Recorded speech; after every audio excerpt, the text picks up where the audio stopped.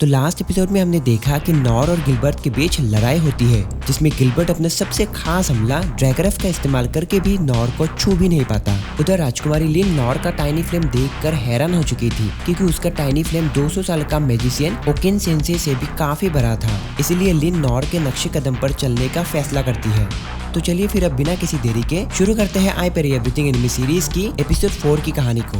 Episode की शुरुआत में हम राजकुमार रिन को देख पाते हैं। वो सोचने लगता है इनाम में इतना कुछ था, लेकिन फिर भी डैड ने किसी और चीज के बदले एक अजनबी को ब्लैक ब्लेड कैसे दे दिया। अपने दौर में जब डैड एक एडवेंचरर हुआ करते थे, वो सभी 6 सॉवरेन मास्टर्स के साथ लैब्रिंथ ऑफ द लॉस्ट की गहराई में गए थे और कई सालों के स्ट्रगल के बाद वो ब्लैक ब्लेड के साथ लौटे। वो ऐसी चीजों से बना था जो कभी देखी भी नहीं गई थी, मिथ्रिल, ओरिकलकम और माना मेटल से भी सख्त चीजों से। कोई भी तकनीक या स्किल उस पर खरोच तक नहीं ला सकती थी और उस जमाने में उस ब्लेड को अनब्रेकेबल ब्लेड कहा जाता था। अब सबसे बड़े रहस्य की बात यह थी कि एक अनब्रेकेबल ब्लेड जिसे कोई नहीं तोड़ सकता था, वो आखिर लोगों को इस हालत में कैसे मिला। इसकी कीमत किसी भी आम हथियार से कई ज्यादा है और आप ऐसा ब्लेड ऐसे ही किसी को भी नहीं दे सकते। डैड जानते हैं कि हमारे राज्य पर एक अनदेखा खतरा मंडरा रहा है। मुझे लगता है डैड नॉर को इस राज्य की जिम्मेदारी सौंपना चाहते हैं। वो शख्स जिसने मिनोटोर को अकेले ही हराया और लिन को एक खरोच तक नहीं आने दी, वो आने वाले चुनौती के लिए हुक्म का इक्का साबित हो सकता है।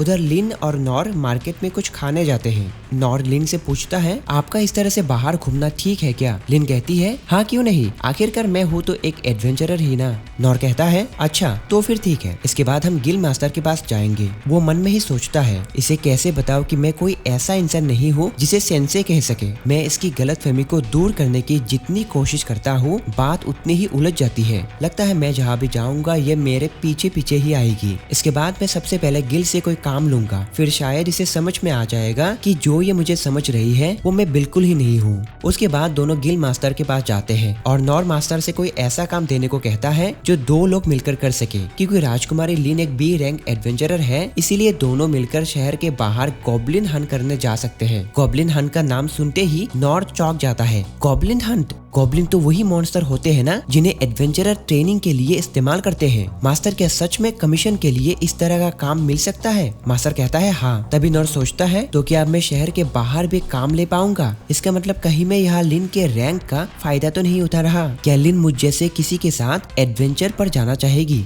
वो लिन से पूछता है, राजकुमारी लिन, आपको ये मंजूर होगा क्या? क्योंकि इस काम में आगे बढ़ने के लिए मुझे आपके रैंक के सहारे चलना होगा। लिन कहती है, मुझे वाला क्या एतराज होगा, मैं किसी तरह से सेंसे के काम आ सकूं, ये तो बहुत खुशी की बात है। नॉर मिशन में जाने के लिए गिल मास्टर को अपनी मंजूरी देता है। गिल मास्टर कहता है, देखो ज्यादा बहादुरी मत दिखाना, ये भले ही एक लो रैंक का मिशन हो लेकिन काम खतरनाक है। उसके बाद गिल मास्टर दोनों को लोकेशन दिखाता है और कहता है, गॉब्लिन को मारने के बाद सबूत के तौर पर उनके दाहिने कान लेकर आना। सबूत के बिना पैसा नहीं मिलेगा, ये बात ध्यान रखना और अपना ख्याल भी रखना। नॉर और राजकुमारी लिन शहर से बाहर निकल आते हैं और फॉरेस्ट ऑफ द बीस्ट की ओर जाने लगते हैं। नॉर कहता है, ये जंगल तो काफी घना है, मैं जिस जंगल में अक्सर घूमा करता हूँ वहाँ के पैरों से भी काफी अलग और बड़े पैर है यहाँ के। नॉर लिन से पूछता है कि गॉब्लिन आखिर किस तरह का मॉन्स्टर होता है। लिन कहने लगती है, गॉब्लिन ऐसे तो अपनी भूख मिटाने के लिए छोटे जानवर और फल खाते हैं, लेकिन कभी कभी इंसानों का शिकार करने के लिए भी जाने जाते हैं। अगर इन पर ध्यान न दिया जाए तो इनकी तादाद बढ़ सकती है और खाने की कमी के कारण वो इंसानों के इलाकों में भी घुस जाते हैं। इसीलिए राजधानी से उनकी संख्या कम करने के लिए एडवेंचरर भेजे जाते हैं। गॉब्लिन की वजह से जंगल का इकोसिस्टम ठीक से चलता है, इसीलिए उन्हें पूरी तरह से खत्म करना भी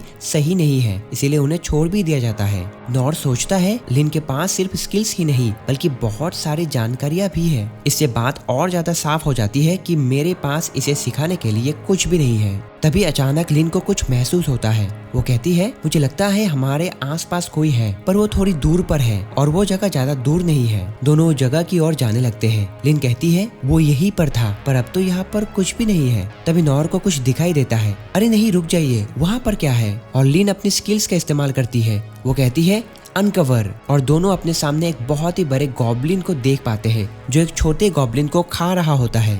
राजकुमारी लिन इतने बड़े गॉब्लिन को देखकर हैरान हो जाती है। नॉर कहता है, क्या ये गॉब्लिन है? मैंने जितना सोचा था ये तो उससे काफी ज्यादा बड़ा है। इन्हें तो सबसे कमजोर मॉन्स्टर में गिना जाता है, लेकिन सामने से इसे देखने पर ऐसा लग तो नहीं रहा, लेकिन जैसा बताया गया था ये ऐसा ही दिख रहा है। हरा रंग, 2 पैरों पर चलने वाला, डरावने आंखों वाला जीव। वो मॉन्स्टर दोनों हाथों से 2 पैर को उठा लेता है और दहाड़ने लगता है। नॉर लिन से पूछता है, क्या एडवेंचरर इस तरह के बड़े दरिंदे का सामना आराम से कर लेते हैं? तभी नॉर देखता है कि लिन पूरी तरह से डरी हुई थी, लेकिन इसी दौरान लिन मन में ही सोच रही होती है, ये तो गॉब्लिन एम्परर है। गॉब्लिन एम्परर्स आर्टिफिशियली बनाए गए मॉन्स्टर होते हैं जो उस रिसर्च से बनाया जाता है जिनका इस्तेमाल करना मना किया गया है। ये तो अपना माना और ताकत को बढ़ाने के लिए आसपास के जीवों को खा जाता है। तभी नॉर कहता है, डरने वाली बात नहीं है लिन, हमारा सामना सिर्फ एक गॉब्लिन से ही है, हम दोनों मिलकर इसे हरा सकते हैं। लिन नॉर की तरफ देखकर सोचती है, क्या सेंसेई को पहले से ही पता था कि ऐसा कुछ होने वाला है, इसीलिए उन्होंने इतनी मासूमियत से गॉब्लिन्स के बारे में पूछा था ताकि मुझे डर न लगे। मैं अकेली नहीं हूँ, सेंसेई मेरे साथ है और दोनों हमले के लिए तैयार होते हैं। ठीक तभी गॉब्लिन एम्परर नॉर पर हमला करने लगता है और वो गॉब्लिन के हमलों को रोकने लगता है। लिन भी अपनी स्किल्स का इस्तेमाल करके गॉब्लिन पर हमला करने लगती है, लेकिन वो लिन के हमले से बच निकलता है। अब गॉब्लिन एक एक करके पैरों को उखाड़ता है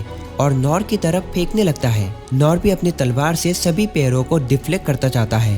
तभी लिन नोटिस करती है कि उस गॉब्लिन का जख्म पूरी तरह से भर गया है, लेकिन एक गॉब्लिन एम्परर के घाव इतने जल्दी भर नहीं सकते। वो गॉब्लिन के सिर पे एक पत्थर देख पाती है। नॉर सेंसेई, उसके सिर पर एक पत्थर है, अगर हम उस पत्थर को निकाल दे तो शायद ये मर जाएगा। तभी गॉब्लिन एक साथ कई सारे पैरों को लिन की ओर फेंक देता है और नॉर कुछ कर नहीं पाता। लेकिन तभी लिन अपनी एक और पावरफुल स्किल विंड ब्लास्ट का इस्तेमाल करती है। दोनों देख पाते हैं कि उस गॉब्लिन के घाव बहुत तेजी से ठीक हो जाते हैं। तो मैं सही थी, इसके घाव उस माना स्टोन की वजह से भरते ही जा रहे हैं और अगर ऐसा ही चलता रहा तो हम इसे कभी नहीं हरा पाएंगे। नॉर कुछ सोचता है और कहता है, लिन क्या आप मेरे पीठ पर निशाना लगा सकती है? लिन पूछती है, आपका मतलब विंड ब्लास्ट से है क्या? लेकिन मेरे इस हमले से किसी भी महल की दीवार टूट सकती है, कहीं आप ये झेल नहीं पाए तो? नॉर कहता है, वार सीधा मुझ पर नहीं लगेगा, मेरी तलवार इसे संभाल सकती है, बस यही एक तरीका है जिससे हम तेजी से हमला कर सकते हैं। लिन हमले के लिए तैयार होती है और विंड ब्लास्ट से नॉर के पीठ पर हमला करती है। नॉर काफी तेजी से मॉन्स्टर गॉब्लिन की ओर जाने लगता है। वो फिजिकल एनहेंसमेंट, फेदर स्टेप्स और साथ ही लो हिल का भी इस्तेमाल करता है और बहुत ही तेजी से जाकर उस मॉन्स्टर के सिर पर लगे माना स्टोन पर अटैक करता है। नॉर के हमले से गॉब्लिन का स्टोन निकल जाता है और वो चिल्लाने लगता है। नॉर लिन से कहता है, लिन यहाँ से आप संभाल लीजिए, कोशिश कीजिए कि इसे कम से कम तकलीफ पहुँचे। राजकुमारी लिन हेल फ्लेयर का इस्तेमाल करके गॉब्लिन एम्परर को जला देती है। दोनों उसके पास आते हैं और नॉर उस गॉब्लिन से माफी भी मांगता है। नॉर सोचता है, आज के लिए इतनी गॉब्लिन हंटिंग काफी है, खुद पर भरोसा करके जरूरत से ज्यादा खतरा नहीं मोल लेना चाहिए। इससे पहले कि मैं ऐसा कुछ फिर से करूं, मुझे ट्रेनिंग करके और ताकतवर बनना होगा। इसके बाद सीन चेंज होती है और हम राजकुमार लिन को देख पाते हैं। वो कहता है, तो इस बार गॉब्लिन एम्परर को देखा गया। इस माना स्टोन की प्यूरिटी से पता चलता है कि वो कितना विशाल होगा। ये पत्थर वाकई ही अजीब है और ये जरूर मैजिक एम्परर की करतूत हो सकती है। रिन जान पाता है कि वो monster forest of the beast में एडवांस कंसीलमेंट के जरिए कुछ दिनों से छिपा हुआ था। ये सुनकर राजकुमार हैरान हो जाता है, क्या एक ऐसी कंसीलमेंट जो शैडो कंपनी भी डिटेक्ट नहीं कर पाई? वो सोचने लगता है, समझ नहीं आ रहा है कि वो इतने विशाल मॉन्स्टर को इतनी दूर कैसे लेकर आए होंगे। अगर उसे बुलाया गया होता तो हमारे सेंसरी नेटवर्क को जरूर पता चलता। रिन को खबरी लास्ट 3 महीने का एक रिपोर्ट देकर वहाँ से चले जाते हैं। इसके बाद सीन चेंज होता है और हम नॉर और राजकुमारी लिन को गिल मास्टर के पास देख पाते हैं। गिल मास्टर कहता है, मुझे तो बिल्कुल यकीन नहीं हो रहा है कि तुमने आज एक गॉब्लिन को मार गिराया। नॉर कहता है, जितने मैंने सोचा था वो उससे कहीं ज्यादा ताकतवर था। वो तो अच्छा हुआ कि लिन मेरे साथ थी, इसीलिए हम उसे किसी तरह से हरा पाए। वो सोचता है, जो भी हो, आज वो दिन है जब मैंने पहली बार हंट किया। दूसरे एडवेंचरर के लिए भले ही ये कोई बड़ी बात नहीं होगी, लेकिन मेरे लिए ये बहुत बड़ा कदम है। गिल मास्टर नॉर से कहता है, तो तुम वहाँ पर सिर्फ खड़े खड़े लड़ाई के मजे ले रहे थे ना, लेकिन मुझे तो लगता है ऐसा करके तुमने बिल्कुल सही किया। नॉर कहता है, हाँ सच कहूँ तो मैं सिर्फ थोड़ी सी मदद ही कर पाया। अगर लिन साथ नहीं होती तो पता नहीं आज मेरे साथ क्या हो जाता। लिन कहती है, नॉर सेंसेई आप तो उल्टा बोल रहे हैं, थोड़ी सी मदद तो मैंने की थी। उसके बाद गिल मास्टर कहता है, तो चलो अब तुम दोनों जरा सबूत तो दिखाओ ताकि मैं तुम्हें पैसे दे सकूं। नॉर और लिन दोनों एक दूसरे की तरफ देखते हैं। मास्टर कहता है, अरे क्या हो गया, याद तो है ना, मैंने तुम्हें उसका दाहिना कान लाने को बोला था। नॉर कहता है, वो तो उस गॉब्लिन के साथ ही जल गया और एपिसोड यहीं पर ही खत्म हो जाती है। तो दोस्तों नॉर को पता नहीं था कि वो एक बहुत ही ताकतवर गॉब्लिन एम्परर से लड़ रहा था। उसे लगा था कि वो सिर्फ एक लो रैंक का गॉब्लिन है जिससे मारने में ही इतनी तकलीफ हुई। और उधर लिन को लगा कि नॉर सेंसे किसी से भी नहीं डरते, चाहे वो एक गॉब्लिन हो या तो गॉब्लिन एम्परर, क्योंकि नॉर सेंसे बहुत ही ताकतवर है। अगर आपने इससे पहले के एपिसोड में हुई नॉर और गिलबर्ट की फाइट को नहीं देखा है तो उसे भी देख लीजिए। एपिसोड 2 और 3 वाकई कमाल का था। वीडियो पसंद आई तो इसे लाइक करें और शेयर भी करें। आगे की कहानी को जानने के लिए चैनल को सब्सक्राइब भी करें। तो मिलते हैं एपिसोड नंबर 5 में। Till then stay connected and thanks for watching.